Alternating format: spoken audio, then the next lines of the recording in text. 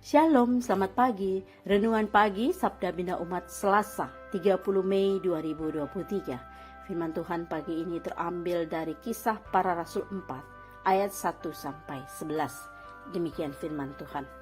Ketika Petrus dan Yohanes sedang berbicara kepada orang banyak, mereka tiba-tiba didatangi imam-imam dan kepala pengawal bait Allah serta orang-orang Saduki.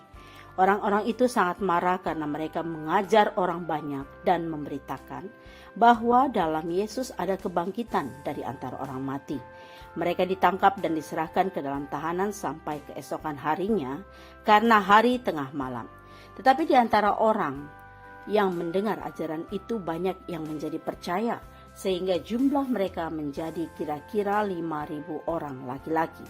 Pada keesokan harinya, pemimpin-pemimpin Yahudi serta tua-tua dan ahli-ahli Taurat mengadakan sidang di Yerusalem dengan imam besar Hanas dan Kayafas, Yohanes dan Alexander dan semua orang lain yang termasuk keturunan imam besar. Lalu Petrus dan Yohanes dihadapkan kepada sidang itu dan mulai diperiksa dengan pertanyaan ini. Dengan kuasa manakah atau dalam nama siapakah kamu bertindak demikian itu? Maka jawab Petrus penuh dengan Roh Kudus, "Hai pemimpin-pemimpin umat dan tua-tua, jika kami sekarang harus diperiksa karena suatu kebajikan kepada seorang sakit dan harus menerangkan dengan kuasa manakah orang itu disembuhkan, maka ketahuilah oleh kamu sekalian dan oleh seluruh umat Israel, bahwa dalam nama Yesus Kristus, orang Nazaret yang telah kamu salibkan, tetapi yang telah dibangkitkan Allah dari antara orang mati, bahwa oleh karena Yesus itulah orang ini berdiri dengan sehat sekarang di depan kamu. Yesus adalah batu yang dibuang oleh tukang-tukang bangunan, yaitu kamu sendiri, namun ia telah menjadi batu penjuru." Demikian firman Tuhan. Renungan pagi ini bertema kuasa roh dan keberanian. Keberanian adalah salah satu nilai keutamaan dalam pembentukan moralitas seorang beriman.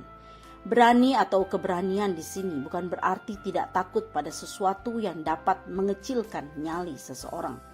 Misalnya takut kepada anjing, ular, atau binatang buas lainnya. Berani atau keberanian adalah tekad kuat dan bulat kepada prinsip-prinsip hidup yang diperjuangkan untuk keadilan, kejujuran, perdamaian, dan kebenaran. Seseorang yang disebut berani berarti memiliki nyali untuk memperjuangkan nilai-nilai hidup yang benar, damai, jujur, dan adil. Pertanyaannya, dari mana nilai keberanian itu diperolehnya? Perspektif sekuler akan mengatakan bahwa seorang yang berani antara lain ditopang oleh potensi diri yang mampu dan mapan. Dengan potensi diri yang diperoleh oleh kemampuan dan kemapanan itu, seseorang berani untuk memperjuangkan nilai-nilai ideal yang diyakininya. Namun bagaimana perspektif iman menjawab nilai keberanian yang dipunyai seseorang? Dari mana datangnya keberanian?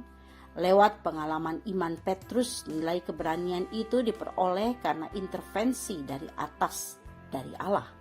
Kesaksian hidupnya yang didatangi, dimarahi, ditangkap, dan diserahkan ke dalam tahanan tidak melemahkan nyalinya atau menyurutkan keteguhan hatinya untuk berkata benar tentang Yesus Kristus.